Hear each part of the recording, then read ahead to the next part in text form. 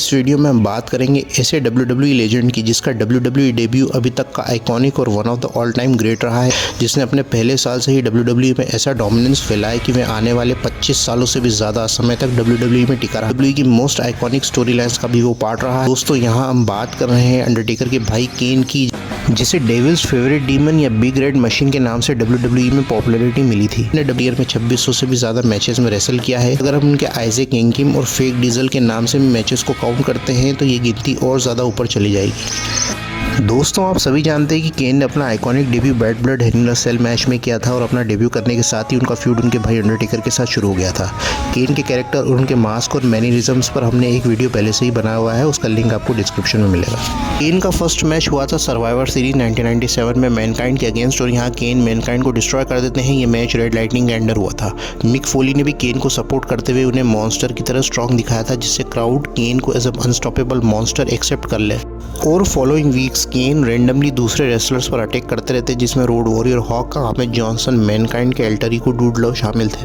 केन following weeks Undertaker को भी challenge करते हैं, पर अंडरटेकर केन से फाइट करने के लिए रिफ्यूज कर देते हैं। अंडरटेकर कहते हैं कि उन्होंने अपने पेरेंट्स को प्रॉमिस किया है कि वे अपने खून से नहीं लड़ सकते।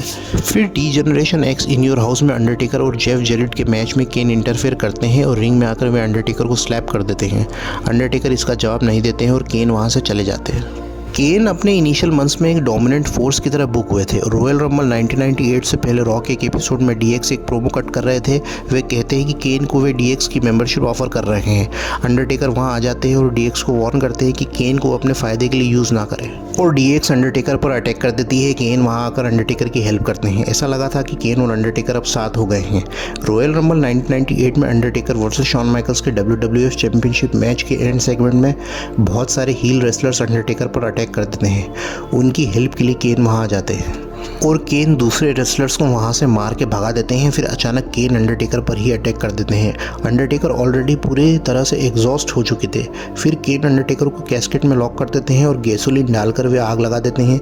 और दोस्तों, इस तरह का दृश्य फर्स्ट टाइम देखने को मिला था WWE में और ये एक तरह से एटीट्यूड एरा के आइकॉनिक और ओवर द टॉप मूवमेंट्स में से एक है और जो देखने वाले व्यूअर्स की स्पाइन में थ्रिल और चिल पैदा कर दे और आपको इतना ज़्यादा भयभीत कर दे कि अंडरटेकर को कोई इतना ज़्यादा डोमिनेट कर सकता है क्या। इसके बाद केन का शॉर्ट फ्यूड रहा था वेडर के साथ में। नो वे आउट 1998 के पेपर व्यू में केन वर्सेस वेडर का मैच हुआ था। केन ने यहाँ फिर से डोमिनेट फैशन में वेडर को डिफीट किया था। मार्च टू रॉ के एपिसोड में पॉल बेरर और केन एक प्रोमो कट करते हैं और फिर अचानक लाइट्स डार्क हो जाती है और लाइटनिंग टाइटन के आगे स्ट्राइक होती है और अंडरटेकर डेड से अचानक राइज हो जाते हैं और केन को वो रेसलमेनिया 14 के लिए चैलेंज कर देते हैं। ये सेगमेंट बहुत सुपरनेचुरल और रॉ के आइकॉनिक मूवमेंट्स में से एक था। अंडरटेकर वर्सेस केन मैच बहुत स्पेशल तो नहीं था, पर ठीक ठाक था। इसे फाइट को देखने के लिए क्राउड बहुत ईगर भी था। अंडरटेकर को केन को डिफीट करने के लिए 3 टॉम्बस्टोन पाइल ड्राइवर देने पड़ते हैं, तब जाकर वे केन को हरा पाते हैं और पिन करने के बाद भी केन का कंधा मैट से उठ जाता है। फिर WWF मेहेम मैनचेस्टर पर अंडरटेकर फिर केन को डिफीट करते हैं और बहुत सारे हाउस शोज में भी अंडरटेकर ने केन को डिफीट किया था। अनफॉरगिवन इन योर हाउस में first ever inferno match set हुआ था, जिसमें अंडरटेकर फिर से केन को डिफीट कर देते हैं, जिसमें वेडर इंटरफेयर करते हैं। और इसके बाद केन और वेडर का मैच सेट हुआ था WWF over the edge in your house में मास्क वर्सेस मास्क मैच में, जिसमें केन ने वेडर को डिफीट किया था।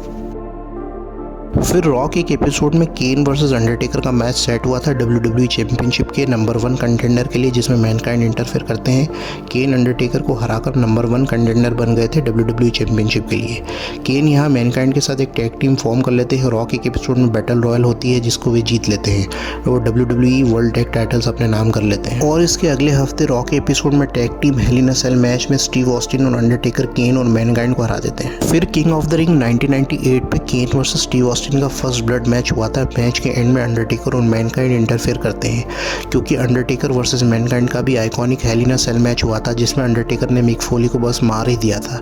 केन वर्सेस ऑस्टिन मैच के दौरान अंडरटेकर ऑस्टिन को चेयर से हिट करते हैं और ऑस्टिन ब्लीड करने लगते हैं और केन स्पेकुलेशन के चलते जीत जाते हैं और WWF चैंपियन बन जाते हैं। मंडे टाइटल फिर से ऑस्टिन के पास चले जाता है। फिर केन और Mankind as a tag team फिर से चैंपियन बन जाते हैं न्यू एज आउटलॉज को हराकर रॉ के एपिसोड में। WWF in your house fully loaded में फिर से टैग टाइटल्स चेंज होते हैं और स्टीव ऑस्टिन और अंडरटेकर यहाँ टैग चैंपियंस बन गए थे और इसके नेक्स्ट मंडे टाइटल फिर से केन और मैनकाइंड के पास आ जाते हैं। केन और मैनकाइंड बहुत सारे हाउस शोज में ऐसे टैग रेसल करने के बाद ब्रेकअप हो जाते हैं और केन यहाँ कुछ समय के लिए अंडरटेकर के साथ अलाइन हो जाते हैं।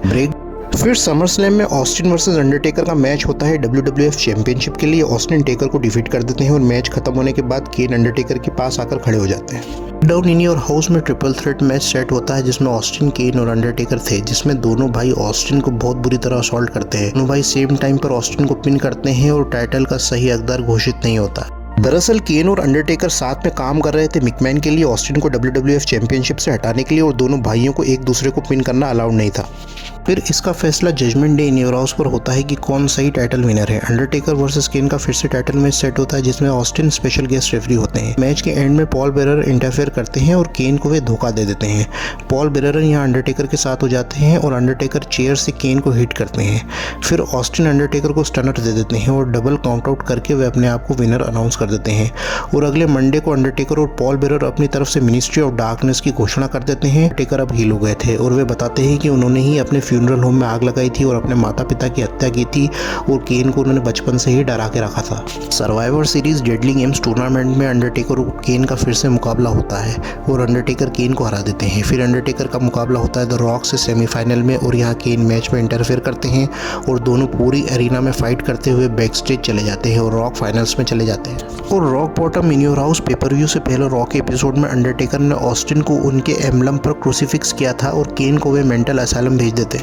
और जब ऑस्टिन और अंडरटेकर का मैच होता है rock bottom in your house के बरीड अलाइव में, तो यहाँ मैच के एंड सेगमेंट में केन ग्रेव से निकलकर ऑस्टिन को मैच जितवा देते हैं और अंडरटेकर को अटैक करके ग्रेव में फेंक देते हैं और ऑस्टिन अंडरटेकर को गाड़ने के बाद उस पर बियर डाल देते हैं। तो दोस्तों यहाँ केन का फर्स्ट ईयर WWE में खत्म हो जाता है। केन यहाँ पूरे साल तक WWE की मेन स्टोरी लाइन में कंटिन्यू बने रहे थे। अंडरटेकर के साथ फ्यूड, फिर स्टीव ऑस्टिन के साथ WWE चैंपियनशिप मैच, फिर मिक फोली के साथ टैग टीम चैंपियनशिप।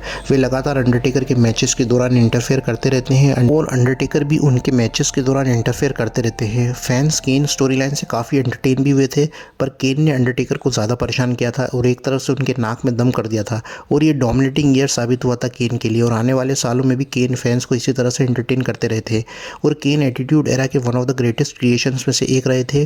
और एटीट्यूड एरा के स्टार्ट होते साथ ही आने वाले मंथ्स में WWE ने डोमिनेट किया था पूरे मंडे नाइट वॉर्स को।